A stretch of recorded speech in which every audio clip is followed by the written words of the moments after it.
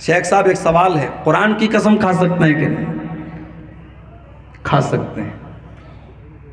قرآن کی قسم کھا سکتے ہیں تو قرآن بھی تو غیر اللہ ہے؟ نہیں، قرآن اللہ کا کلام ہے۔ قرآن کی قسم آپ کھا سکتے ہیں، لیکن ہاں جب ہم قرآن بولتے ہیں تو قرآن کا مطلب ہوتا ہے قرآن کے اندر لکھی ہوئی بات۔ جو ہمارے گھر میں جو قرآن رکھا ہوا ہے وہ کاغذ، وہ دفتی، وہ کتاب ہے، لیکن اس کے اندر جو میٹر ہے وہ اللہ کا کلام ہے۔ اسی لیے قرآن کی جب قسم کھائیں گے تو زبان سے قرآن کی قسم کھائیں گے، قرآن کو ہاتھ میں لے کر کے قسم کھانا یہ صحیح نہیں ہے، یہ مناسب نہیں ہے۔ ہمارے یہاں بہت سے لوگ قرآن ہاتھ میں لے کے قسم کھاتے ہیں، یہ صحیح نہیں ہے، غلط طریقہ ہے۔ قرآن کہتا ہے إِنَّهُ مَن يُشْرِكْ بِاللَّهِ فَقَدْ حَرَّمَ اللَّهُ عَلَيْهِ الْجَنَّةَ وَمَأْوَاهُ النَّارُ وَمَا لِلظَّالِمِينَ مِنْ أَنصَارٍ۔ جو اللہ کے ساتھ شرک کرے گا، جو شرک کی حالت میں مر جائے گا، اس کا ٹھکانہ جہنم ہے، اس کے اوپر جنت حرام ہے، اس کو کوئی بچانے والا نہیں ہوگا۔ سب سے بڑا گناہ جو جہنم میں لے کے جانے والا ہے اللہ کے ساتھ شرک کرنا۔ کیا مطلب اللہ کے ساتھ شرک کرنا؟ اللہ کا درجہ کسی اور کو دے دینا۔ غریب نواز اللہ ہے، کسی اور کو غریب نواز بنا دینا۔ مشکلوں کو حل کرنے والا مشکل کشا اللہ ہے، حضرت علی کو مشکل کشا کہنا۔ سب کی مدد کرنے والا غوث اعظم اللہ ہے، شیخ عبد القادر جیلانی کو غوث اعظم کہنا۔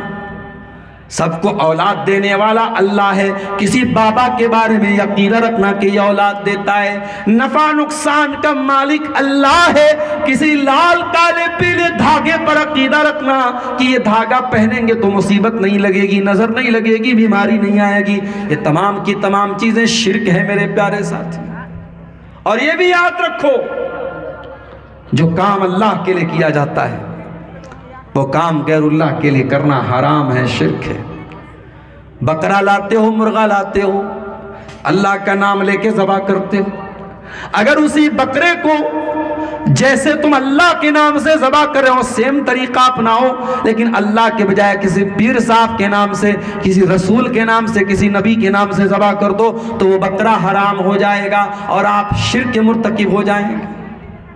مرغا لائے اور مرغا کسی بابا کے نام پہ آپ نے کاٹ دیا تو وہ مرغا اگرچہ آپ نے صحیح طریقے سے کاٹا ہے مگر اللہ کو چھوڑ کے کسی اور کا نام لے لیا تو مرغا حرام ہو گیا اور آپ نے غیر اللہ کا نام لے کر کے شرک کر دیا۔ اسی طریقے سے اللہ کے نام کی قسم ہم کھاتے ہیں، کسی غیر اللہ کے نام کی قسم کھانا یہ بھی جائز نہیں ہے، یہ بھی شرک ہے میرے پیارے ساتھی۔ بیوی شوہر بیوی میں جھگڑا ہو گیا، بیوی نے کوئی بات کہ شوہر کو یقین نہیں آیا، شوہر نے کہا چلو کھاؤ بچے کی قسم، بیوی نے بچے کے سر پہ ہاتھ رکھ کے قسم کھایا، حرام ہے حرام ہے حرام ہے۔ او اپنی ماں کی قسم کھانے والوں، باپ کی قسم کھانے والوں، بیوی کی قسم کھانے والوں، محبوبہ کی قسم کھانے والوں، غیر اللہ کی قسم کھانا بھی شرک ہے۔ اللہ کے نبی نے فرمایا من حلف بغیر اللہ فقد اشرک، جس نے اللہ کو چھوڑ کر کے کسی اور کی قسم کھائی اس نے شرک کیا۔ شیخ صاحب ایک سوال ہے، قرآن کی قسم کھا سکتے ہیں کہ نہیں؟ کھا سکتے ہیں۔ قرآن کی قسم کھا سکتے ہیں تو قرآن بھی تو غیر اللہ ہے؟ نہیں، قرآن اللہ کا کلام ہے۔ قرآن کی قسم آپ کھا سکتے ہیں، لیکن ہاں جب ہم قرآن بولتے ہیں تو قرآن کا مطلب ہوتا ہے قرآن کے اندر لکھی ہوئی بات۔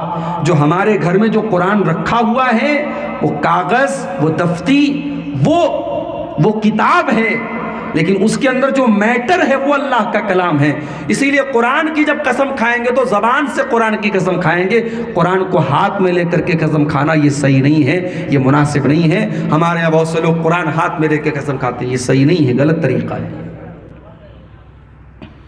اچھا، کھانے کعبہ کی قسم کھا سکتے ہیں کہ نہیں؟ ہے کسی کو جواب معلوم ہے؟ آپ نے بول بین کہ نہ بول بین؟ کعبہ کی قسم بھی آپ نہیں کھا سکتے، کیونکہ کعبہ اللہ کا گھر ہے، اللہ کی عبادت کا گھر ہے۔ آپ کعبہ کی قسم بھی نہیں کھا سکتے، آپ رب کعبہ کی قسم کھائیں گے، کعبہ کی قسم نہیں کھائیں گے۔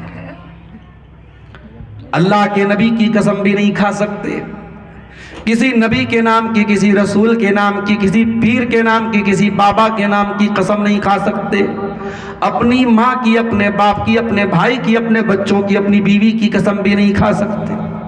ہاں اللہ تعالیٰ چاہے جس کی قسم کھا لے، اللہ کو پورا اختیار ہے۔ اللہ نے قرآن میں والعصر زمانے کی قسم کھائی، والفجر فجر کی قسم کھائی، والسماء آسمان کی قسم کھائی، والضحیٰ چاشت کے وقت کی قسم کھائی۔ اللہ جس کی بھی قسم کھا سکتا ہے، مگر ہمیں اور آپ کو پرمیشن نہیں ہے، ہم اللہ کو چھوڑ کر کسی اور کی قسم نہیں کھائیں گے۔ شرک سے بچو میرے پیارے ساتھی، اپنے دامن کو شرک سے بچاؤ۔ سب سے بڑا پاپ اللہ کے ساتھ شرک کرنا ہے۔ حضرت ابو ہریرہ اللہ کے نبی کے پاس آئے، کہا ہے اللہ کے نبی ای الذنب اعظم عند اللہ، سب سے بڑا پاپ کیا ہے؟ اللہ کے نزدیک سب سے بڑا گناہ کیا ہے؟ آپ نے فرمایا ان تجعل للہ ندا وہو خلقک، سب سے بڑا گناہ یہ ہے کہ تم اللہ کے برابر کسی کو بنا دو، جبکہ تمہیں پیدا کرنے والا اللہ ہے، تمہیں بنانے والا اللہ ہے، اور تم اللہ کے برابر کسی کو ٹھہرا دو، یہ سب سے بڑا پاپ ہے۔ پوچھا ہے اللہ کے نبی ثم ایٌ، اس کے بعد دوسرا سب سے بڑا گناہ کیا ہے؟ آپ نے فرمایا ان تقتل ولدک خشیۃ ان یتم معک، اپنی اولاد کو قتل کرو اس ڈر سے کہ وہ تمہارے ساتھ کھائے گی۔ اولاد کو قتل کرنا حرام ہے۔ مولوی صاحب، عورت کے پیٹ میں گربھ ہے، ایبارشن کروایا جا رہا ہے، جائز ہے کہ ناجائز ہے؟ ناجائز ہے۔ مسئلہ یاد رکھو، اگر عورت کے پیٹ میں حمل ہے تو اس کو قتل کرنا بھی اتنا ہی بڑا گناہ ہے جتنا بچہ پیدا ہونے کے بعد قتل کرنا ہے۔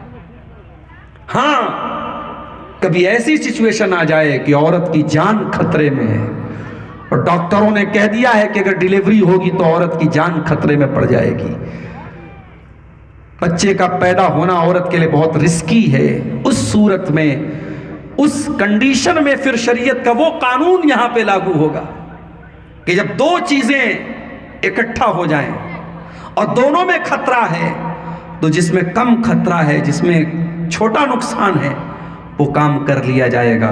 جب ماں اور بچے دونوں کی جان کو خطرہ ہو تو ماں کے جیون کو بچا لیا جائے گا، ورنہ عام کنڈیشن میں ماں کے پیٹ میں اولاد کو قتل کرنا یہ حرام ہے، ناجائز ہے۔ فیملی پلاننگ کے نام پہ آپ کو اجازت نہیں ہے کہ آپ جو ہے حمل ٹھہرنے کے بعد پیٹ میں بچے کو مار دیں۔ اگر پریگننسی ٹھہر چکی ہے، حمل ٹھہر چکا ہے، تو پھر اس کو مارنے کی اجازت نہیں ہے۔ پھر پوچھا ہے اللہ کے نبی تیسرا سب سے بڑا گناہ کیا ہے؟ آپ نے فرمایا ان تزانی حلیلۃ جارک، اپنے پڑوسی کی بیوی کے ساتھ زنا کرو۔ کیا مطلب؟ پڑوسی کا نام کیوں لیا؟ زنا تو کسی بھی عورت کے ساتھ حرام ہے، اللہ کے نبی نے پڑوسی کا نام کیوں لیا؟ کیونکہ پڑوسی کا بہت حق ہوتا ہے ہمارے اوپر۔ جس طریقے سے اپنی عزت و آبرو کی رکھا ہم کرتے ہیں، پڑوسی کی بھی عزت و آبرو کی رکھا ہماری ذمہ داری ہے۔ اگر ہم نے پڑوسی کی بیوی کے ساتھ زنا کیا ہے تو یہ ڈبل گناہ ہے، یہ دوہرا گناہ ہے۔ ہم نے زنا، جس نے بھی پڑوسی کی بیوی کے ساتھ زنا کیا، اس نے زنا کا بھی پاپ کیا، اور اس نے پڑوسی کے ساتھ وشواس گھات کیا، پڑوسی کے بھروسے کا خون کیا۔ اسی لیے اللہ کے نبی نے فرمایا ان تزانی حلیلۃ جارک، اپنے پڑوسی کی بیوی کے ساتھ زنا کرنا یہ تیسرا بڑا پاپ ہے۔ تو سب سے بڑا پاپ کیا ہے؟ اللہ کے ساتھ شرک کرنا، یہ اتنا بڑا پاپ ہے۔ قرآن کہتا ہے ما کان للنبی والذین آمنوا ان یستغفروا للمشرکین ولو کانوا اولی قربا. نبی کو بھی اس بات کی اجازت نہیں ہے اور ایمان والوں کو بھی اس بات کی اجازت نہیں ہے کہ وہ کسی مشرک کے لیے مغفرت کی دعا کرے، ان کا کوئی قریبی رشتہ دار ہی کیوں نہ ہو. اگر آپ کی ماں کا انتقال شرکی حالت میں ہو جائے، آپ کے باپ کا انتقال شرکی حالت میں ہو جائے، آپ کے بیٹے کا انتقال شرکی حالت میں ہو جائے، جو شرکی حالت میں مر گیا ہے، باپ ہی کیوں نہ ہو، بیٹا ہی کیوں نہ ہو، بیوی ہی کیوں نہ ہو، اس کے لیے آپ مغفرت کی دعا نہیں کر سکتے، اللہ سے اس کے لیے معافی بھی نہیں مانگ سکتے.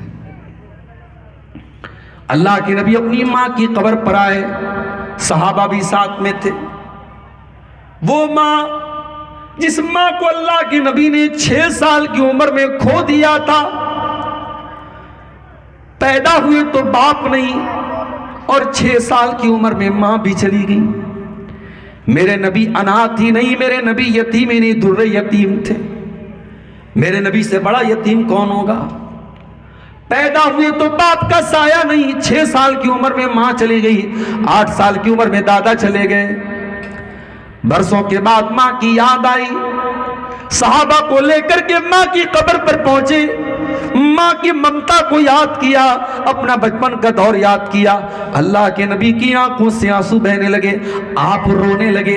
آپ کو دیکھ کر کے صحابہ کرام کی آنکھوں میں بھی آنسو بہنے لگے، صحابہ کرام بھی رونے لگے. آپ نے فرمایا استاذنت ربی ان استغفر لأمی فلم یؤذن لی.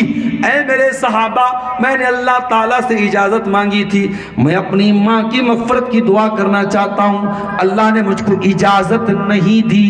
پھر میں نے اللہ سے اجازت مانگی کہ میں اپنی ماں کی قبر پہ جانا چاہتا ہوں، تو اللہ نے مجھ کو اجازت دے دی. تو تم بھی اپنی ماں کی قبر پہ یا قبرستان پہ جایا کرو، کیونکہ قبرستان جانے سے آخرت کی یاد آتی ہے. تو مشرک کے لیے آپ مغفرت کی دعا بھی نہیں کر سکتے. حضرت نوح علیہ السلام کا اپنا بیٹا مشرک تھا، کافر تھا، ان کی آنکھوں کے سامنے ڈوب کے مر گیا اور نوح علیہ السلام کچھ نہیں کر پائے.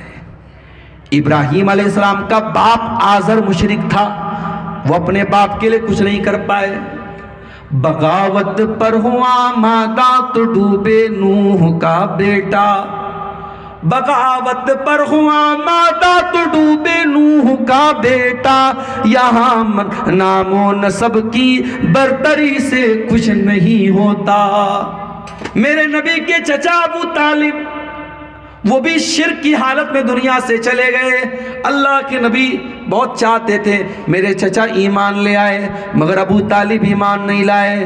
ابو طالب کے قصے نے حقیقت کھول کر رکھ دی، نہ ہو آنکھیں تو گھر کی روشنی سے کچھ نہیں ہوتا. نبی سے یا ولی سے یا کسی سے کچھ نہیں ہوتا. میرے پیارے ساتھیوں، مشرک کے لیے مغفرت کی دعا کرنے کی بھی اجازت نہیں ہے. اپنے بچوں کے عقیدے کی بھی چنتا کیا کرو، اپنے بچوں کو توحید سکھاؤ، انہیں بتاؤ ہمارا رب اللہ ہے اور اللہ کے سوا کسی کی عبادت کرنا جائز نہیں ہے. اپنے بچوں کو بچپن سے توحید سکھاؤ. میرے ساتھ سیمانچل کے آج بہت سارے لڑکے جے پور میں، بنگلور میں، ممبئی میں، گجرات میں کام کرتے ہیں، اور میں جانتا ہوں جب وہ اپنے گھر والوں سے دور ہوتے ہیں، ان کو دوسرا ماحول ملتا ہے، سوسائٹی ملتی ہے، تو بہت ساری ایسی چیزوں میں وہ انوالو ہو جاتے ہیں جو غلط ہوتی ہیں، حرام ہوتی ہیں، ناجائز ہوتی ہیں. میرے بھائیو، اپنے بچوں کو اتنا مضبوط بنا دو، وہ جے پور جائیں، وہ بنگلور جائیں، وہ ممبئی جائیں، وہ گجرات جائیں، وہ سعودی جائیں، وہ دبئی جائیں، وہ کہیں بھی چلے جائیں، اپنے ایمان پر قائم رہیں، اپنی توحید پر قائم رہیں. اللہ کے نبی 8 سال کے بچے کو سکھاتے ہیں اذا سألت فاسأل اللہ. اے عبداللہ بن عباس، اے میرے چچا کے بیٹے، اے میرے بچے، جب بھی سوال کرنا اللہ سے سوال کرنا. وَإِذَا اسْتَعَنْتَ فَاسْتَعِنْ بِاللَّهِ، اور جب بھی تو مدد مانگنا تو اللہ سے مدد مانگنا.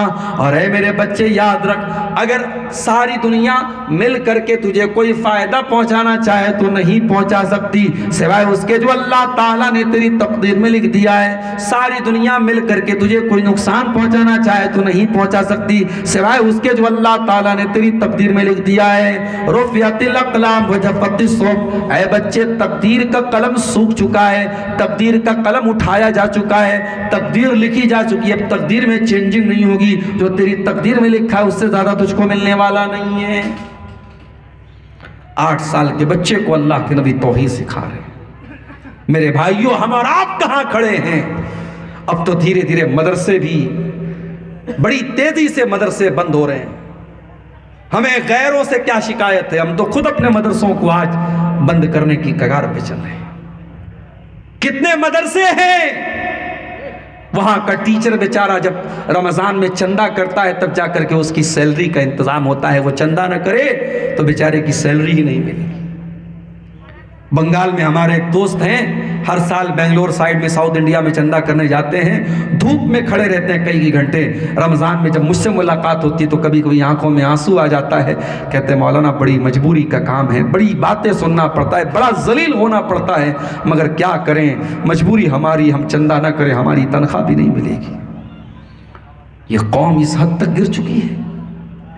اپنے عالموں کو آپ نے، اپنے قرآن پڑھانے والے علماء کو اور ٹیچروں کو آپ نے اتنا ذلیل کر دیا، ان کو لوگوں کے دروازوں پہ بھیک مانگنے پر مجبور کر دیا آپ نے. چھوٹے چھوٹے بچے بیچارے وہ آٹو لے کر کے اور ٹوٹو لے کر کے وہ چندہ کر رہے ہیں، اور تب جا کر کے ان مدرسے میں پڑھنے والے بچوں کے اناج کا اور ان کے دھان کا اور ان کے کھانے کا انتظام ہو رہا ہے. ہمیں حکومتوں سے کیا رونا، ہمیں غیروں سے کیا رونا. ان مدرسوں کو بند کرنے کے ذمہ دار تو ہم خود ہوتے چلے جا رہے ہیں. میرے ساتھی یاد رکھو، یہ مدرسے جب تک چل رہے ہیں توحید کی آواز بند نہیں ہوگی انشاءاللہ. یہ مدرسے جب تک باقی ہیں لا الہ الا اللہ اور محمد رسول اللہ کی صدائیں بلند ہوتی رہیں گی. اور جس دن یہ مدرسے بھی بند ہو گئے، آپ کا بچہ انگریزی تو بہت اچھی بولے گا، گھر میں آئے گا گڈ مارننگ مما، گڈ ایوننگ پاپا، گڈ آفٹرنون ڈیڈی، یہ سب بولے گا، مگر آپ کا بچہ اللہ کے بارے میں کچھ نہیں جانے گا، رسول کے بارے میں کچھ نہیں جانے گا، ایمان کے بارے میں کچھ نہیں جانے گا. تو سب سے بڑا جو گناہ ہے جو جہنم میں لے کے جانے والا ہے وہ شرک ہے میرے پیارے ساتھی. اور آگے بڑھیے، وَمَن يَكْفُرْ بِالْإِيمَانِ فَقَدْ حَبِطَ عَمَلُهُ، جو ایمان لانے کے بعد کافر ہو جائے. اچھا، کافر کا مطلب کیا ہوتا ہے؟ کافر کا مطلب بہت سارے ہندو بھائی، ہمارے غیر مسلم بھائی کافر کا مطلب گالی سمجھتے کہ گالی دے رہے ہیں ہم کو. ارے نہیں بھائی، کوئی گالی نہیں ہے. یہ کافر کا مطلب ڈس بلیور، نہ ماننے والا. مومن کا مطلب ماننے والا، مومن کا اپوزٹ کافر. مومن مطلب بلیور اور کافر مطلب ڈس بلیور. مومن مطلب ماننے والا، وشواس رکھنے والا، آستھا رکھنے والا، اور کافر کا مطلب نہ آستھا رکھنے والا، آستھا نہ رکھنے والا، نہ ماننے والا. یہ کوئی گالی نہیں ہے. لیکن ہاں، اگر کوئی کافر ہے، اللہ کو نہیں مانتا ہے، رسول کو نہیں مانتا ہے، قیامت کو نہیں مانتا ہے، اور اسی حالت میں وہ مر جائے گا، تو قرآن کیا کہتا ہے؟ وَمَن يَكْفُرْ بِالْإِيمَانِ فَقَدْ حَبِطَ عَمَلُهُ وَهُوَ فِي الْآخِرَةِ مِنَ الْخَاسِرِينَ. جو ایمان لانے کے بعد کافر ہو جائے گا اور اسی حالت میں مر جائے گا، اس کے سارے اعمال برباد ہو جائیں گے اور وہ آخرت میں خسارہ اٹھانے والوں میں سے ہو جائے گا. تو جیسے شرک بہت بڑا پاپ ہے، ویسے ہی کفر بھی بہت بڑا پاپ ہے. اسی لیے ہم لوگ ایمان لاتے ہیں. سورہ بقرہ کی آخری آیت دیکھیے، آمن الرسول بما انزل الیہ من ربہ والمؤمنون. رسول بھی ایمان لائے اور ایمان والے بھی ایمان لائے. کل آمن باللہ وملائکتہ ورسلہ. اللہ پر بھی ایمان لائے، فرشتوں پر بھی ایمان لائے، رسولوں پر بھی ایمان لائے. لا نفرق بین احد من رسلہ. اور اللہ کے سارے رسولوں پر ایمان لائے، کوئی بھید بھاؤ نہیں کیا، کسی کو مان کر کسی کا انکار نہیں کیا. ہم سارے نبیوں کو ماننے والے، سارے رسولوں کو ماننے والے لوگ ہیں. اگر آپ کسی ایک نبی کا بھی انکار کر دیں گے تو آپ مومن نہیں رہ جائیں گے. ہم سارے نبیوں کے اوپر ایمان رکھتے ہیں میرے پیارے ساتھی. اور آگے بڑھیے، جہنم میں لے کر کے جانے والا ایک اور بہت بڑا گناہ ہے، اللہ کا مذاق اڑانا، رسول کا مذاق اڑانا، دین کا مذاق اڑانا۔ قُلْ بِاللَّهِ وَآيَاتِهِ وَرَسُولِهِ كُنْتُمْ تَسْتَهْزِئُونَ۔ اے نبی آپ فرما دیجئے، کیا تم اللہ کا مذاق اڑاتے ہو؟ کیا تم رسول کا مذاق اڑاتے ہو؟ کیا تم اللہ کی آیتوں کا مذاق اڑاتے ہو؟ لَا تَعْتَذِرُوا قَدْ كَفَرْتُمْ بَعْدَ ایمانکم، تم کوئی بہانہ نہ بناؤ۔ جب تم نے اللہ کا مذاق اڑایا، جب تم نے رسول کا مذاق اڑایا، جب تم نے قیامت کا مذاق اڑایا تو تم کافر ہو گئے، تم ایمان سے نکل گئے۔ اس کا مطلب یہ ہوا کہ دین کا مذاق اڑانا یہ بھی بہت ڈینجرس اور خطرناک چیز۔ اگر آپ دین کا مذاق اڑاتے ہیں، آج کل جنت کا لوگ مذاق اڑاتے ہیں، جنت کی حوروں کا مذاق اڑاتے ہیں، جہنم کا مذاق اڑاتے ہیں، دین کا مذاق اڑانا بھی میرے پیارے ساتھیوں بہت بھاری پڑ سکتا ہے، اور اگر آپ نے دین کا مذاق اڑایا تو یہ چیز بھی آپ کو جہنم میں لے کر کے جائے۔ اور آگے بڑھیے، سود کھانا، سود کھانا بھی جہنم میں لے کے جانے والا عمل ہے۔ اللہ قرآن میں کہتا ہے یمحق اللہ الربا ویربی الصدقات، اللہ تعالیٰ سود کو مٹاتا ہے اور اللہ تعالیٰ صدقہ خیرات میں برکت دیتا ہے۔ جب آپ اللہ کی راہ میں صدقہ کرتے ہیں، دان پن کرتے ہیں تو آپ کے مال میں برکت ہوتی ہے، اور جب آپ بیاج کا پیسہ، انٹرسٹ کا پیسہ اپنے گھر میں لاتے ہیں تو آپ اپنے گھر کی برکت کو مٹا دیتے ہیں، مال کی برکت کو مٹا دیتے ہیں۔ یا ایھا الذین آمنوا لا تاکلوا الربا اضعافا مضاعفا، اے ایمان والو چکروردھی بیاج نہ کھایا کرو، کمپاؤنڈ بیاج نہ کھایا کرو۔ بیاج پر بیاج جو چڑھتا رہتا ہے جس کو کمپاؤنڈ انٹرسٹ بولتے ہیں، چکروردھی بیاج بولتے ہیں، وہ بیاج عرب میں بہت چلتا تھا، اللہ نے اس سے بھی منع کیا اور عام بیاج سے بھی منع کیا۔ ہر طریقے کا بیاج کا۔ مولوی صاحب فائننس پر موبائل لینا کیسا ہے؟ فائننس پر کار لینا کیسا ہے؟ کان کھول کے سن لیجئے، جائز نہیں ہے۔ مولوی صاحب ہم تو بالکل سمے سے ای ایم آئی بھر دیں گے، ایک دن بھی لیٹ نہیں کریں گے۔ آپ لیٹ نہیں کریں گے ٹھیک ہے، ہم مان لیتے ہیں، حالانکہ ایسا ہوتا نہیں ہے۔ کسی نہ کسی مہینے ای ایم آئی لیٹ ہوتی ہے اور کچھ نہ کچھ بیاج کا پیسہ آپ کو دینا پڑتا ہے۔ اور جب آپ موبائل فائننس پر لیتے ہیں تو آپ بینک کے تھرو لیتے ہیں، بجاج فائننس کے تھرو لیتے ہیں، کریڈٹ کارڈ کے ذریعے لیتے ہیں، وہ بھی بینک کے ذریعے ہی ہوتا ہے۔ اور آپ بینک کے ساتھ ایک کانٹریکٹ کرتے ہیں کہ میں یہ موبائل 12,000 کا ہے، میں اس کو 13,000 میں لے رہا ہوں، ہر مہینے اتنی ای ایم آئی دوں گا، اگر مہینے کی پہلی تاریخ کو میں ای ایم آئی جمع نہیں کر پایا تو ڈیلی کا 500 روپیہ پینالٹی لگے گی۔ یہ جو ڈیلی 500 روپے جو پینالٹی لگ رہی ہے یہی بیاج ہے۔ میرے پیارے ساتھیوں، ایسا کوئی سودا کرنا، ایسا کوئی ٹرانزیکشن کرنا جس میں سود اور بیاج شامل ہو وہ حرام ہے۔ اللہ کے نبی فرماتے ہیں لعن اللہ آکل الربا وموکلہ وکاتبہ وشاہدی، سود کھانے والے پر بھی اللہ کی لعنت، سود کھلانے والے پر بھی اللہ کی لعنت، سود لکھنے والے پر بھی اللہ کی لعنت، سود کی گواہی دینے والے پر بھی اللہ کی لعنت۔ اور آپ نے فرمایا وہم سوا، سب برابر ہیں، سب برابر ہیں، کھانے والا، کھلانے والا، لکھنے والا سب برابر ہیں۔ لہذا سود کی ہر شکل حرام ہے میرے پیارے ساتھی۔ اور آگے بڑھیے، جہنم میں لے کر کے جانے والا ایک اور بہت بڑا گناہ، زنا کرنا، شرمگاہ کا غلط استعمال کرنا۔ وَلَا تَقْرَبُوا الزِّنَا، اے میرے بندو تم زنا کے قریب بھی نہ جانا، اِنَّهُ كَانَ فَاحِشَةً وَسَاءَ سَبِيلًا، یہ بہت برا کام ہے، بہت گندا راستہ ہے، تم زنا کے قریب بھی نہ جانا۔ اللہ کے نبی فرماتے ہیں العینان زناہما النظر، آنکھوں کا زنا غلط چیزوں کو دیکھنا ہے۔ او انسٹاگرام کی ریل پر ننگی ویڈیوز دیکھنے والوں، او فیس بک کے اوپر بےہودہ ویڈیوز دیکھنے والوں، او دن رات ادھورے کپڑے پہن کر کے ننگی عورتوں کے مجرے دیکھنے والوں، تم آنکھوں کا زنا کر رہے ہو۔ والأذنان زناهما الاستماع، اور کانوں کا زنا گندی چیزوں کو سننا ہے۔ واللسان زناہ الکلام، اور زبان کا زنا غلط چیزوں کو زبان سے نکالنا ہے۔ والید زناہ البطش، اور ہاتھ کا زنا غلط چیزوں کو ٹچ کرنا ہے۔ والرجل زناہ الخطا، اور پیروں کا زنا غلط چیزوں کی طرف چل کے جانا ہے۔ والقلب یہوی ویتمنا، اور انسان کے دل میں غلط اچھائیں پیدا ہوتی ہیں۔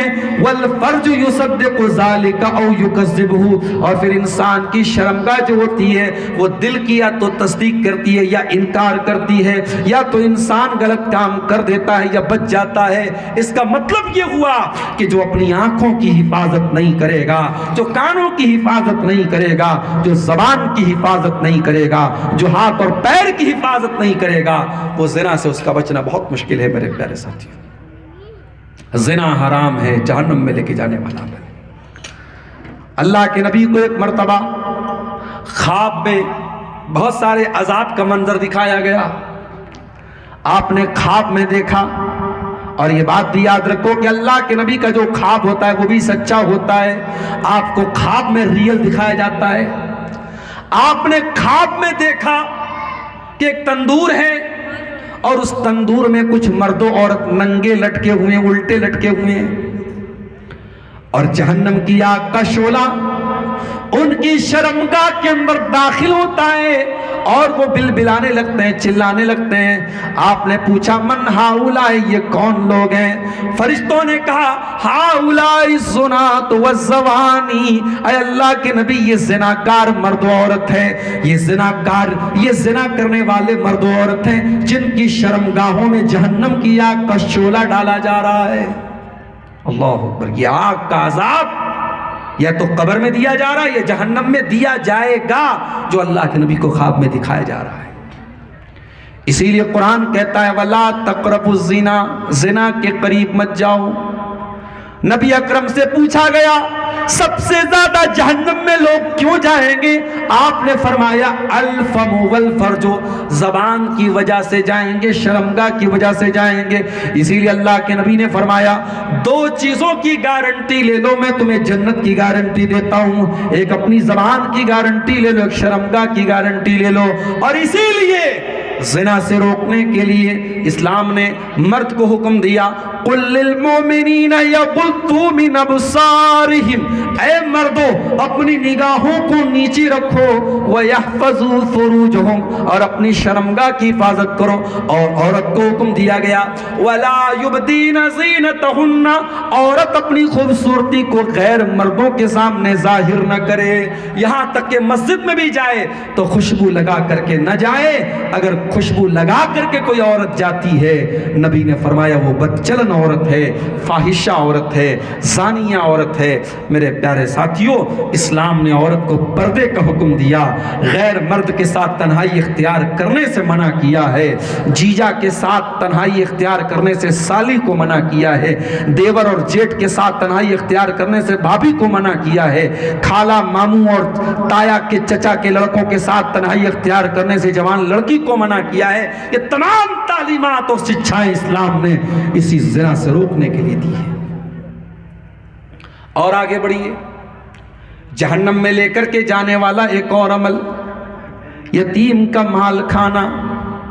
جو بچہ اناتھ ہو جائے، جو بچہ یتیم ہو جائے، جس بچے کا باپ مر جائے، اس کے مال کو ناجائز طریقے سے کھانا۔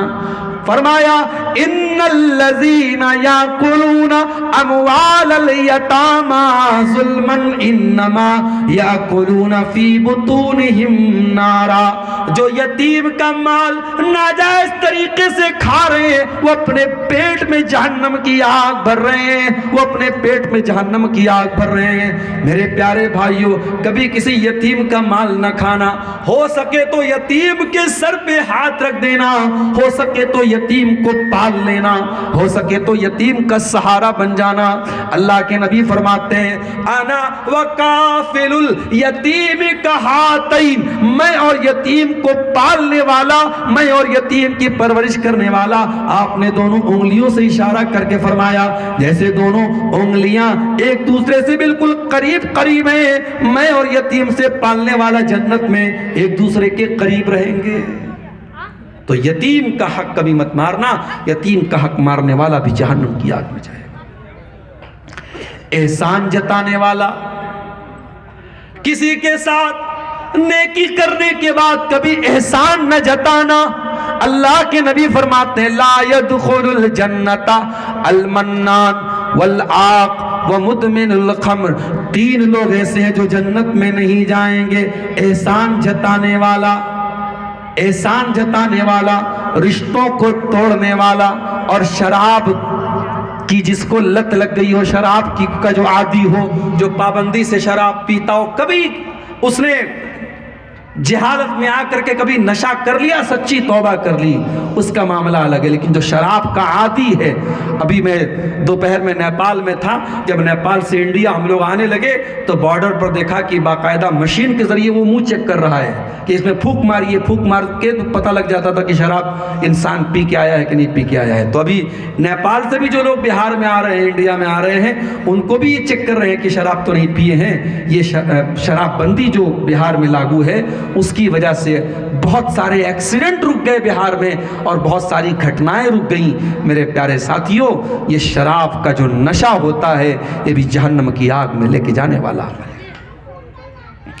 اسی لیے قرآن کہتا ہے یا ایھا الذین آمنوا انما الخمر والمیسر والانصاب والازلام رجس من عمل الشیطان، اے ایمان والو، شراب، جوا اور پاسے کے تیر اور غیر اللہ کے آستانے، یہ ساری کی ساری چیزیں گندی ہیں، یہ شیطان کا کام ہے۔ فاجتنبوہ، ان سے بچو، لعلکم تفلحون، تبھی تم کامیاب ہو سکتے ہو۔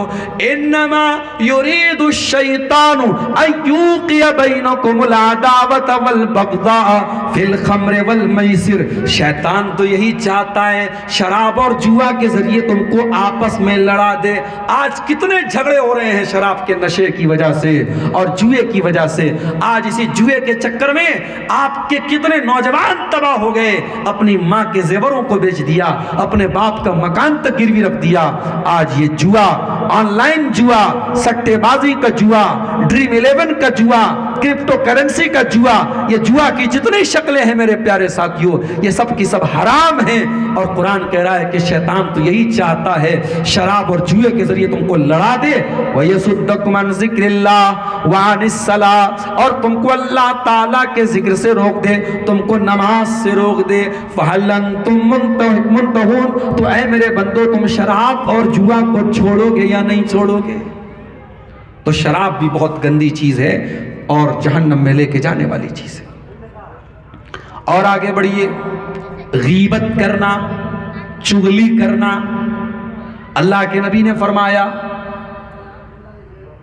کہ جب میں معراج کے سفر میں گیا، میں کچھ لوگوں کے پاس سے گزرا، مررت بقوم لهم اسفار من نحاس، میں ایسے لوگوں کے پاس سے گزرا جن کے لوہے کے، تانبے کے ناخن تھے اور وہ اپنے چہروں کو نوچ رہے تھے۔ یخمشون بہ وجوہہم وصدورہم، وہ اپنے تانبے کے ناخنوں سے اپنے سینوں کو کھروچ رہے تھے، اپنے چہروں کو نوچ رہے تھے۔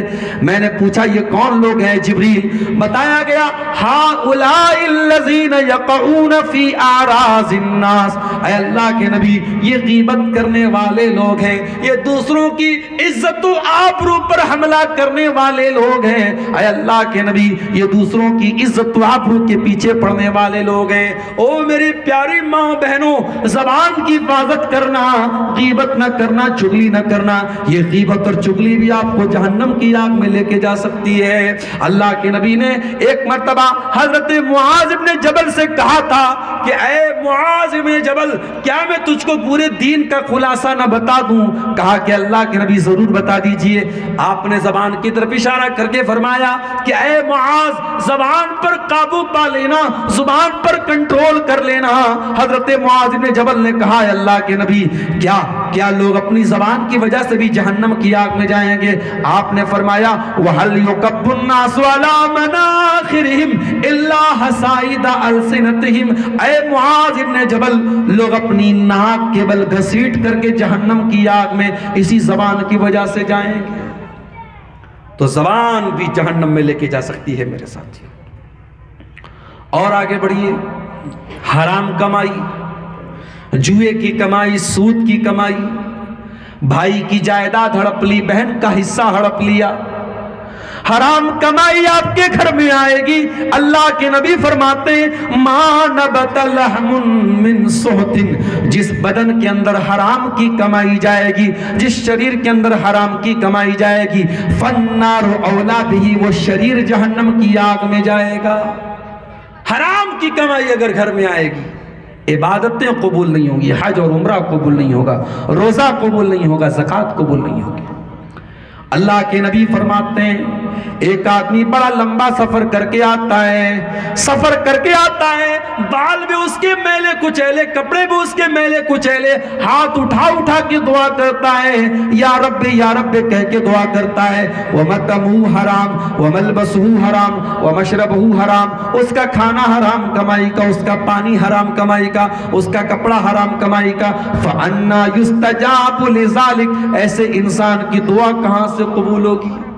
اگر چاہتے ہو کہ دعائیں قبول ہوں، مستجاب الدعوات بننا چاہتے ہو، تو کمائی کو حلال کر لو میرے پیارے ساتھیوں، اور حرام کمائی کو اپنے گھر میں آنے مت دو۔ اور آگے بڑھیے، جہنم میں لے کر کے جانے والا ایک اور عمل ہے دیوس ہو جانا۔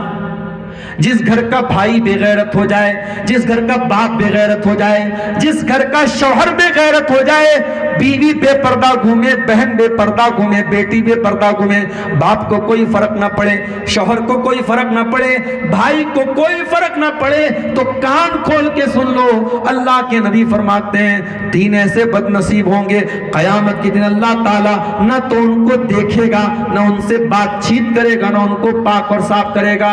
نمبر 1 آپ نے فرمایا العاق لوالدیہ، اپنے ماں باپ کو ستانے والا۔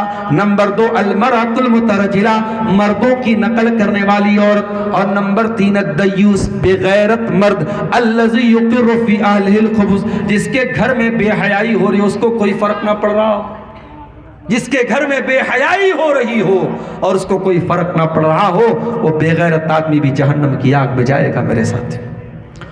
او میری پیاری ماں بہنوں، آپ سے بھی ایک بات کہنا چاہتا ہوں، جلسے میں آپ آتی ہیں، بہت اچھی بات ہے، ہر جگہ جلسے میں عورتوں کا انتظام نہیں ہوتا ہے، آپ کے یہاں ہے، بہت اچھی بات ہے۔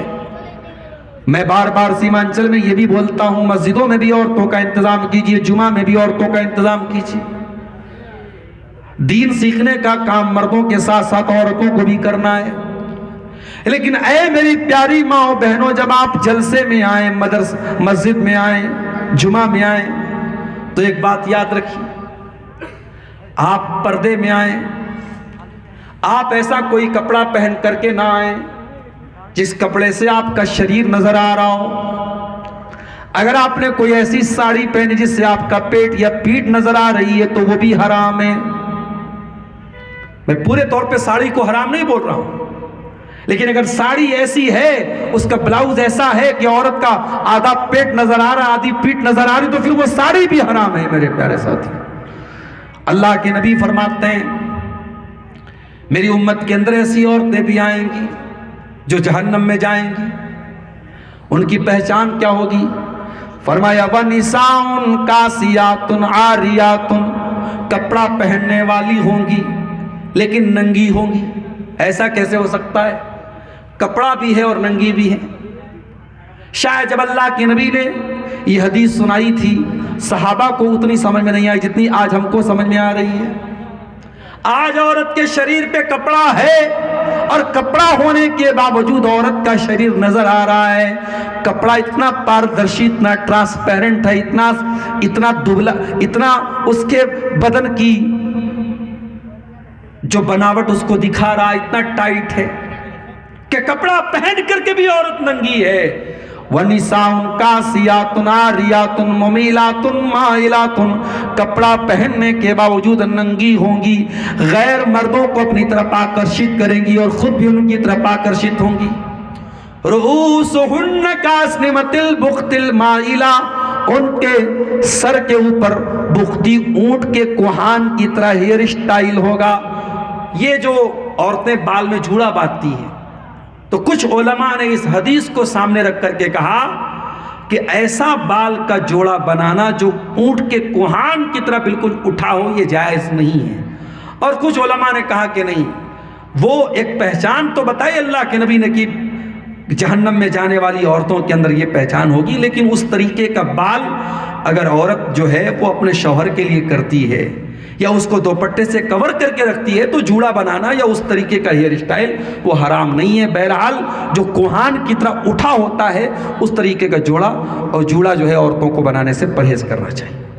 اصل میں میک اپ میں بھی تو بہت کچھ ہو رہا ہے آج کل. تو ماشاءاللہ جب سے کورونا کا دور آیا ہے، پہلے تو بہت ساری عورتیں جو نقاب میں چلتی تھی، اب نقاب کے بجائے خالی ماسک سے کام چل رہا ہے. اور ماسک بھی ماشاءاللہ اب ساڑی اور لہنگے سے میچ کر کے چل رہا ہے. دلہن کا جس کلر کا لہنگا ہے اسی کلر کا جو ہے اس کا ماسک بھی ہے. اور اب تو نقاب بھی ماشاءاللہ، نقاب کے اوپر لائٹ بھی لگی ہے، چمک رہی ہے. اور کسی نقاب کے اوپر شہزادی لکھا ہے، کسی پر کلمہ طیبہ لکھا ہے. اب یہی بچا ہے کہ صاحب کلمہ لکھنا ہے تو نقاب پہ لکھ دو، شہزادی لکھنا ہے، ارے ہوں گی بھائی آپ اپنے باپ کی شہزادی، اس کو نقاب پہ لکھنے کی کیا ضرورت ہے؟ نقاب کا مقصد پردہ کرنا ہے، اس کا مقصد مت ختم ہونے دو میری پیاری بہنوں. اللہ کے نبی نے بڑے سخت الفاظ استعمال کیے، کہا کہ ایسی عورتیں جو مائل کریں گی، آکرشت کریں گی دوسرے مردوں کو، لا يدخلن الجنہ، ایسی عورتیں جنت میں نہیں جائیں گی. ولا یجدن ریحہا، اور جنت پہ جانا تو بہت دور کی بات ہے، ایسی عورتیں جنت کی خوشبو بھی نہیں پائیں گی. میری پیاری ماں اور بہنوں، جہنم کی آگ سے اگر آپ کو بچنا ہے تو یہ بے حیائی اور بے پردگی آپ کو چھوڑنی پڑے گی. اور آگے بڑھیے، جہنم میں لے کر کے جانے والا ایک اور عمل جس کو آج ہم لوگوں نے عادت بنا لیا، نماز کا چھوڑ دینا، جان بوجھ کر کے نماز کو چھوڑ دینا. اسلام میں نماز کسی حالت میں معاف نہیں ہے. اگر آپ جان بوجھ کر کے نماز چھوڑ رہے ہیں تو یہ بھی جہنم میں لے کے جانے والا عمل ہے.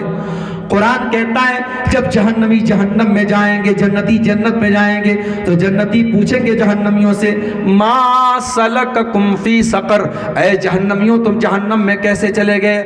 قالوا لم نک من المصلین ولم نک نطعم المسکین وکنا نخوض مع الخائضین.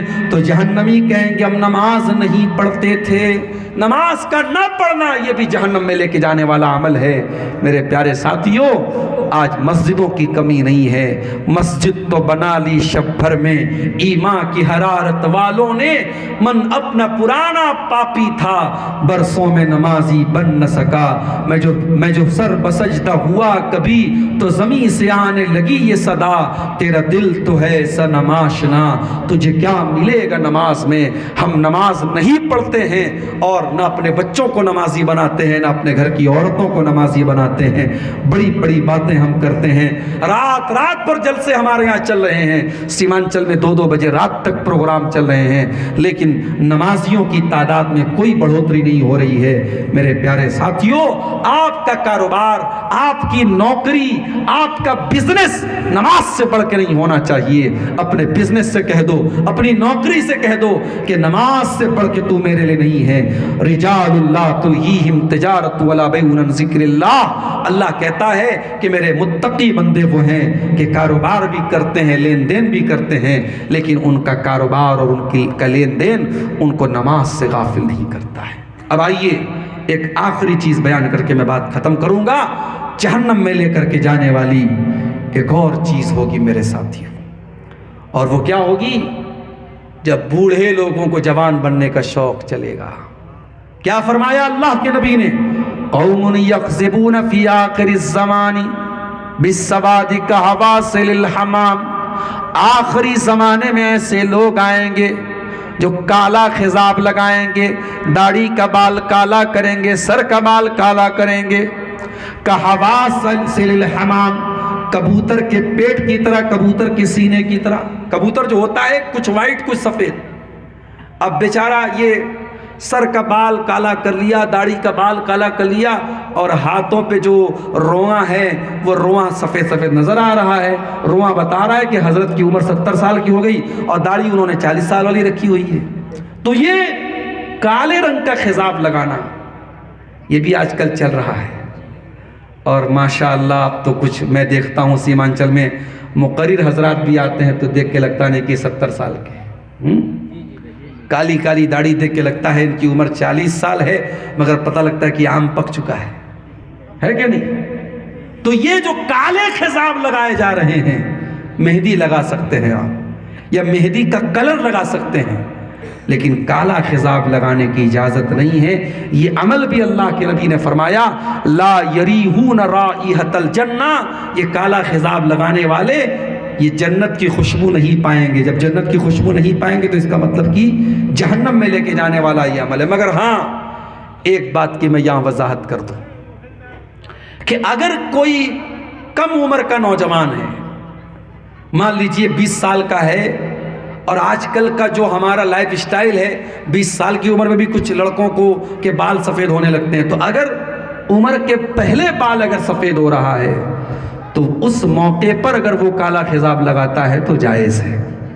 اسی طریقے سے جنگ کے میدان میں، جہاد کے میدان میں اللہ کے نبی نے اجازت دی ہے کہ وہاں دشمن کے دل پر اپنا رعب جمانے کے لیے مجاہد کو اس بات کی آزادی ہے کہ وہ کالا خضاب لگا سکتا ہے، باقی نارمل لائف میں کسی کو اس بات کی اجازت نہیں ہے جو عمر دراز ہو چکا ہے کہ وہ کالا خضاب لگائے۔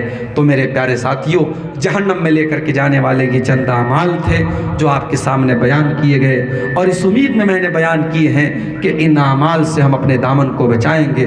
اللہ سے دعا ہے رب العالمین ہم سب کو جہنم کی آگ سے بچنے کی توفیق عطا فرمائے، اور جہنم میں لے کے جانے والے جو اعمال بیان کیے گئے ہیں پروردگار ان تمام اعمال سے ہم سب کی حفاظت فرمائے۔ جو ہم میں بیمار ہیں اللہ ان کو شفائے کاملہ عاجلہ عطا فرمائے، جو روزگار سے پریشان ہیں اللہ ان کے کاروبار میں برکت